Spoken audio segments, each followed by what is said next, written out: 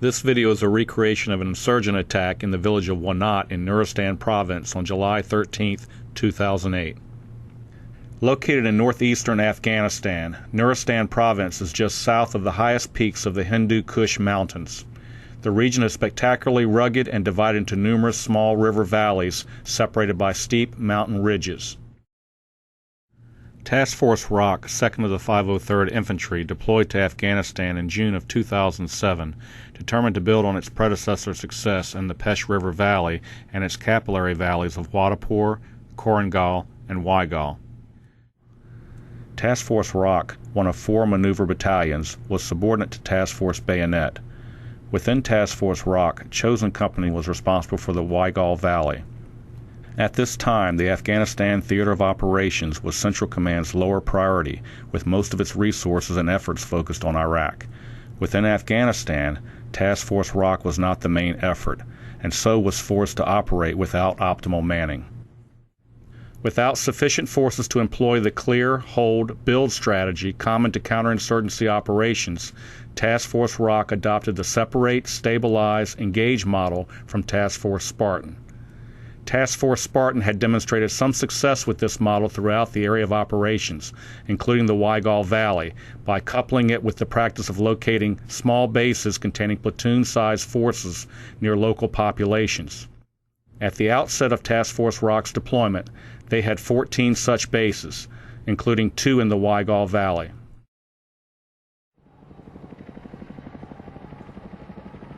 Successful employment of various assets greatly enhanced the success of these small bases. They relied heavily on aviation, engineering, and fire support to extend their reach, sustainability, and survivability. This was of particular importance in the Waigal Valley because Kop Ranch House, near the village of Aranas, and Kop Bella were only accessible by helicopter. In August 2007, Chosen Company commander publicly fired the incompetent and corrupt local Afghan security guard chief at the ranch house. Shortly after his firing, on August 22nd, more than 60 insurgents attacked Kop Ranch House in an attempt to overrun the post. The insurgents penetrated the Kop defenses by exploiting Afghan security guard weaknesses. When it was over, 1 Afghan security guard and 1 Afghan National Army soldier were killed in action. 11 paratroopers were wounded. This action highlighted Kop Ranch House's known vulnerabilities, isolation from the village of Aranas, and dependence on helicopter transport. As a result, Task Force Rock abandoned Kop Ranch House early in October. There were 2 other actions that provided further indication of the deteriorating counterinsurgency situation in the Waigal Valley. First, on November 9th, Chosen Company's 1st platoon was ambushed following a shura, or village council meeting, in Aranas, sustaining heavy casualties. Afterwards, the Task Force Rock commander informed the Aranas local civilian leadership that all reconstruction projects would be frozen until they agreed to assist coalition forces to improve security in the Waigal Valley. The second event took place on January 26, 2008 at Kop Bella. Sergeant First Class Kaler, the platoon sergeant of Chosen Company's 2nd Platoon, while checking Afghan security guard stations, was shot and killed by an Afghan security guard sentry. An official AR-15-6 investigation ruled it as an accident, but the platoon still felt that he had been murdered. In contradiction of Islamic and regional traditions, Chosen Company was not offered any regrets or condolences from the local population. The lack of customary grief practices further weakened relationships between coalition forces and the Waigal population. The local population was not merely expressing traditional xenophobia and desire for isolation, but was also responding to legitimate threats from active insurgents. They felt they could not be seen as supporting coalition forces unless they were being afforded adequate protection. Kop Bella had been identified as a vulnerable post as early as the Task Force Rock pre-deployment site survey. Its isolation from ground-based resupply and reinforcement caused concern that it could be overrun by a sizable insurgent force, or that a resupply helicopter could be shot down. Contributing to this unease were reports of insurgents massing forces nearby. On March 7th, Task Force Bayonet, the brigade combat team responsible for the Waigal Valley, ordered planning to commence for closing down Kop Bella and relocating the coalition presence to Wanat. Wanat was a desired relocation site because it was the Waigaw District Center, which would allow coalition forces to develop a good relationship with the local populace. It also had road access to Camp Blessing and the Task Force Rock headquarters 5 miles to the south. Coalition forces and local leadership began negotiations to secure a site for the new COP, which was to be named COP Kaler in honor of Sergeant First Class Kaler. Village leaders made it known that any cooperation on their part would leave them exposed to insurgent repercussions.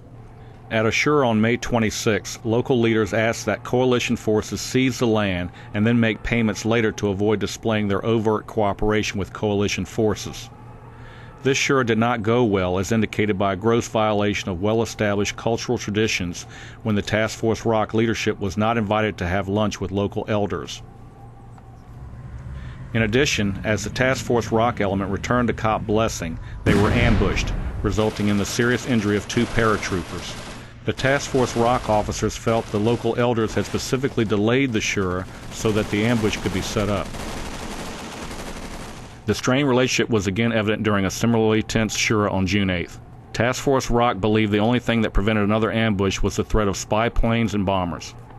Despite local objections and only a few weeks of deployment remaining, Task Force Rock continued planning for the operation to close Cop Bella and relocate to Wanat. This operation was now coined Rock Move. From the company through the division level, it was believed that Task Force Rock was a better choice than Task Force Duke, their relief, to close Cop Bella and establish Cop Kaler. Chosen Company had spent 14 months conducting intense and complex counterinsurgency operations in and around the Waigaw Valley. They were very familiar with the insurgents' tactics and weapon employment preferences and respected their fighting skill. Though Task Force Duke would be fresh, it would suffer from inexperience and reduced combat power compared to Task Force Rock.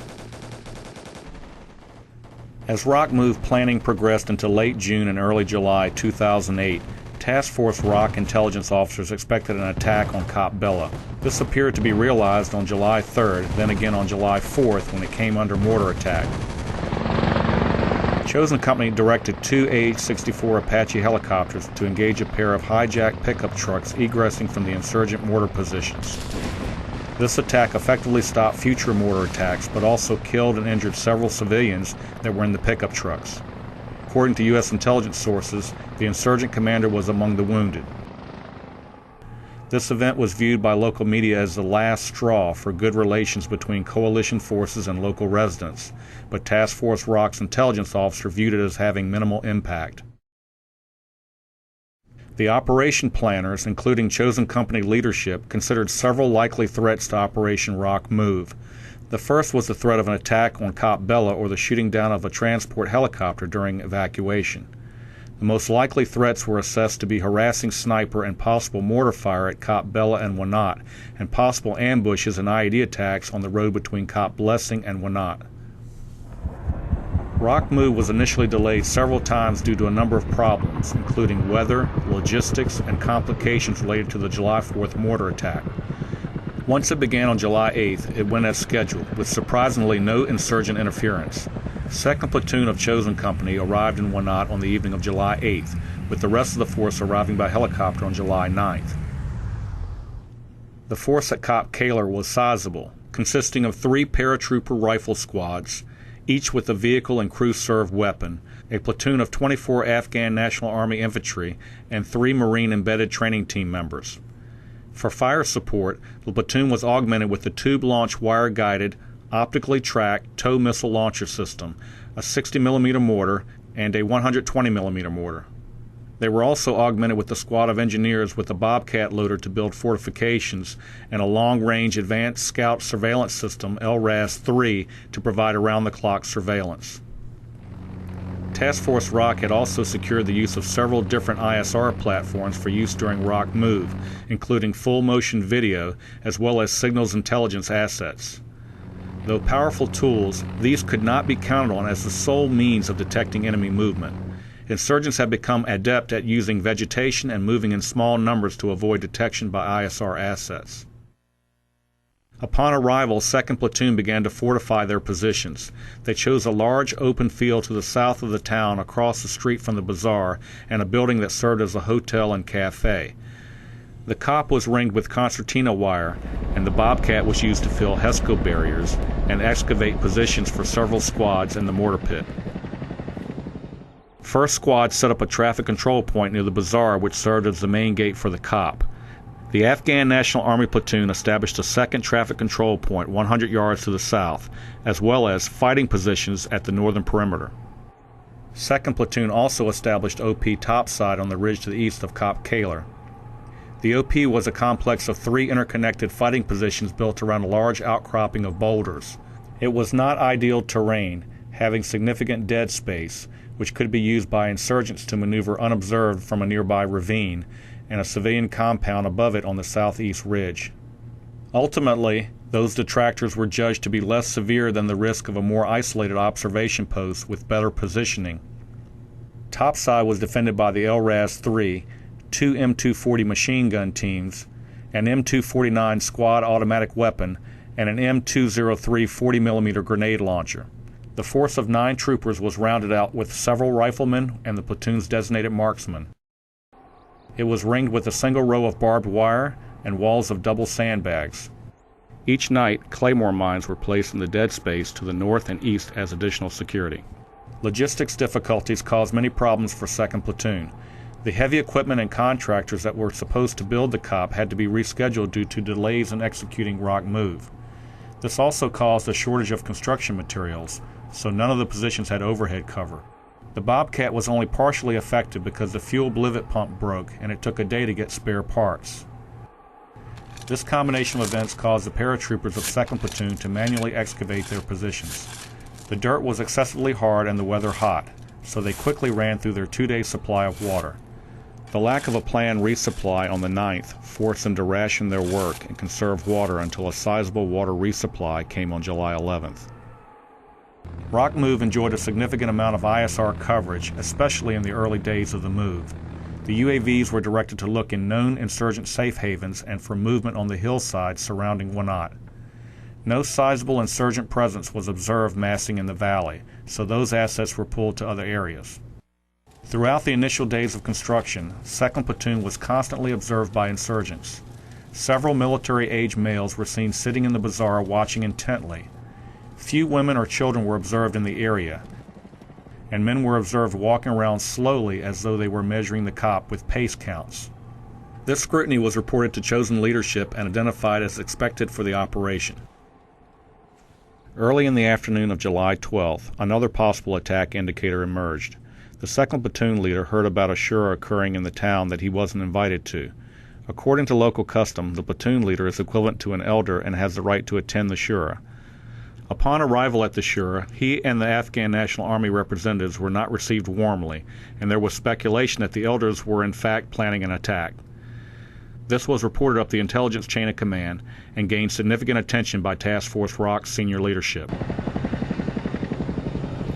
Shortly after the shura, the chosen company commander arrived at the COP. Despite the outward resistance toward coalition forces, he was invited to dinner that night by a villager loyal to the Afghan government who warned of an impending attack. The company commander was told he should shoot at anyone seen moving through the hills. Over the course of the deployment, the commander had received repeated warnings from locals about attacks that never happened, and put this warning in that same category. The unit's greatest fear was a rocket attack or indirect fire attack before they could install overhead protection. Nothing they experienced led them to believe a large-scale attack was imminent. On the morning of July 13th, 2nd Platoon Chosen Company and their Afghan partners conducted Stand 2 at 0400, and the 2nd Platoon leader was organizing a patrol to find a more advantageous site for OP topside. As Stand 2 continued, the trooper manning the Improved Target Acquisition System, ITAS, on the TOW observed 5 personnel moving through the hills 1,500 meters west of the COP. It was unlikely that local citizens would travel together like that, so Chosen Company began to coordinate a tow and mortar attack. 12 minutes after the insurgents were initially spotted, fire mission preparations were interrupted by 2 bursts from an insurgent machine gun and a large number of rocket-propelled grenades. The initial volley of machine gun fire served as a signal for the remainder of the insurgent force. Intense and continuous volleys of machine gun and RPG fire from all sides of the COP continued for the next hour. The insurgent fire was accurate and came from positions that were within several yards of the perimeter. The hotel, mosque, and bazaar were all being used as firing positions. Immediately after the enemy opened fire, Chosen Company commander notified Task Force Rock command post and requested indirect fire and air support. In response, Task Force Rock also ordered 1st Platoon at Camp Blessing to leave as soon as possible to reinforce 2nd Platoon at Wanat. The constant rate of fire from positions in the village effectively isolated OP topside from the main perimeter. Reinforcing and maintaining contact with the observation posts became Chosen's top priority for the remainder of the fight. The opening volley was particularly devastating to the TOW and the other crew-served weapons at the COP. 3 RPGs caught the TOW vehicle in their crossfire, setting the vehicle on fire. This forced the crew to abandon the vehicle and move to the command post.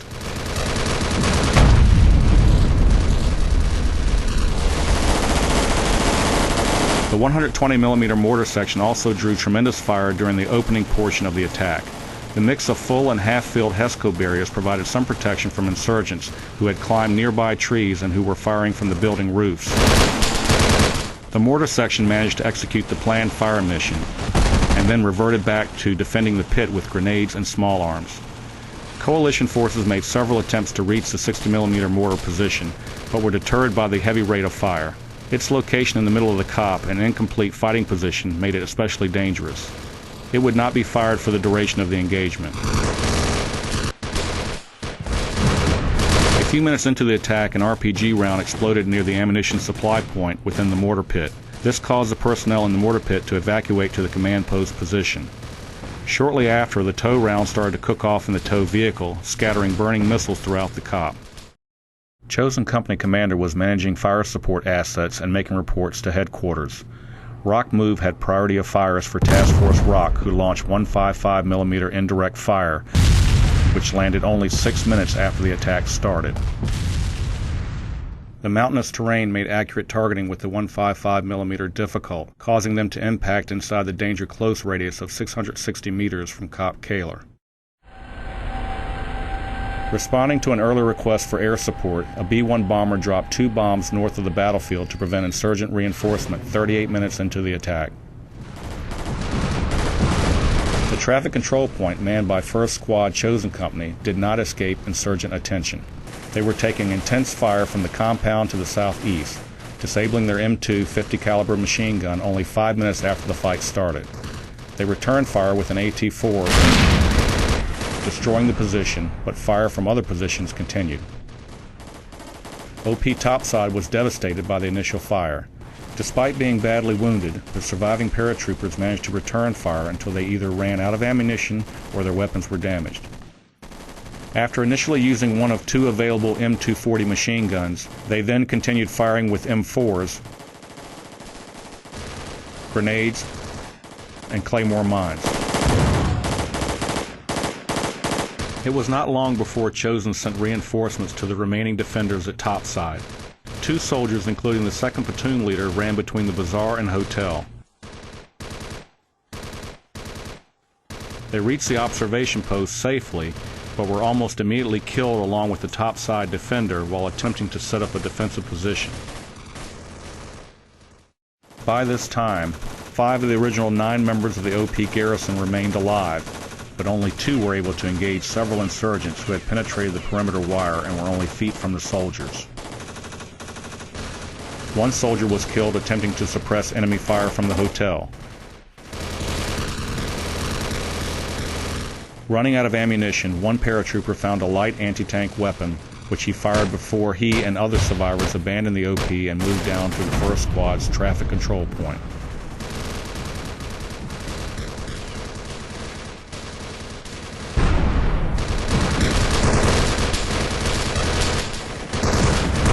Unbeknownst to the paratroopers, they had left a soldier at OP topside. He managed to scrounge up an M203 grenade launcher and began to lob rounds into the dead space north of the observation post. After expending all his rounds, he contacted the command post on his forward observer radio and informed them that the OP was going to fall if reinforcements weren't sent. 1st Platoon departed Camp Blessing at 05:15 and was making good time en route to Wanat. Expecting IEDs and ambushes, the platoon used its heavy weapon systems to fire into known insurgent positions along the way. A 4-man element was dispatched to topside. They engaged insurgents as they moved to the observation post and quickly established fighting positions to counter a renewed insurgent attack. Shortly after, all 4 soldiers were wounded by a combination of RPG and machine gun fire. An inadvertent hot mic on the topside radio interrupted communications, causing the chosen leadership to lose situational awareness of the OP. This caused the platoon sergeant to quickly assemble and lead another relief element of 8 men to the OP. As they reached topside approximately an hour into the fight, a pair of AH-64 Apaches arrived overhead to provide close combat aviation support. The Apache's first gun run was in the brush directly adjoining OP topside, and the second was about 50 yards east of the observation post, where the heaviest fire was coming from. Their arrival and subsequent fires had an immediate impact on topside by suppressing or destroying enemy forces. The enemy fire became less accurate and more remote, but they remained in their positions. UH-60 Casevac flights began to land at about the same time as the Apache's arrival. They utilized a primary landing zone at the main COP and a secondary impromptu LZ closer to OP topside.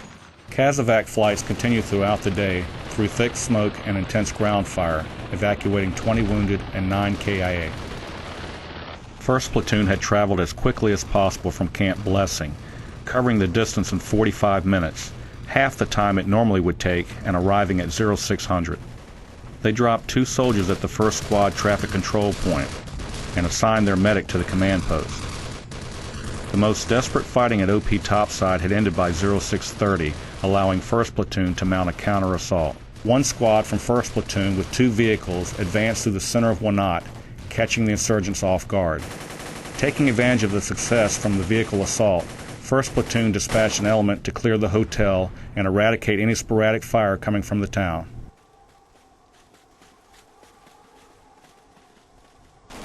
1st Platoon continued to fight insurgents in and around the village, at one point engaging targets between the traffic control point and topside. The other squad from 1st Platoon went to topside, where they were greeted with heavy but distant fire from the hilltops. RPGs continued to come in from those positions, wounding 3 soldiers, but the OP was no longer under the threat of direct assault. The 1st Platoon's clearing operations pushed the insurgents out into the open where their positions were marked with colored smoke so the Apaches could engage. They fired both their cannons and Hellfire missiles into buildings in the town. As these effects took hold, they shifted fire to the compounds attacking OP topside. By 0830, 4 hours into the attack, the insurgents began to withdraw.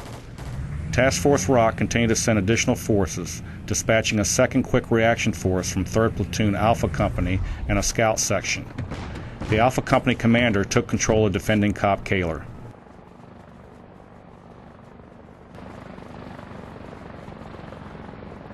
Later in the day, 3rd Platoon of Bravo Company arrived by CH-47 to defend OP topside. They were not at all satisfied with its location, and very quickly relocated the observation post compound to the south and east. Throughout the rest of the day, battalion and brigade leadership visited Wanat as additional assets continued to arrive. A section of Afghan National Army Commandos and U.S. Special Operations Advisors also arrived. During their search of the town, they found a large arsenal of over 100 weapons, including a large quantity of 7.62mm ammunition and RPGs at the National Police Station. This seemed excessive for the 20-man force, especially since many of the weapons had recently been fired. The police force, wearing unusually clean uniforms, acted as if nothing had happened. The Afghan commandos searched over 100 structures that day. They found numerous small arms, radios, IED components, and several handheld video cameras. In one house they found a stack of National Police ID cards and ID construction materials. This provided evidence that the town had been completely infiltrated by insurgents and used as a base for the attack. Small skirmishes between coalition and insurgent forces continued throughout the next day. Coalition forces used ISR assets to identify potential targets in the mountains around Cop Kaler, which were then engaged by a number of indirect fire and aviation assets. On July 14th, Task Force ROC Commander and his operations officer discussed two alternatives regarding the future of COP Kaler. Continue constructing the COP or withdraw. Several hours later, the decision was made to withdraw since the battle had drastically changed the conditions in Wanat. The locals clearly demonstrated their support for the insurgents and would not maintain the conditions necessary to support coalition projects. The incoming task force would not have the manpower to overcome this problem.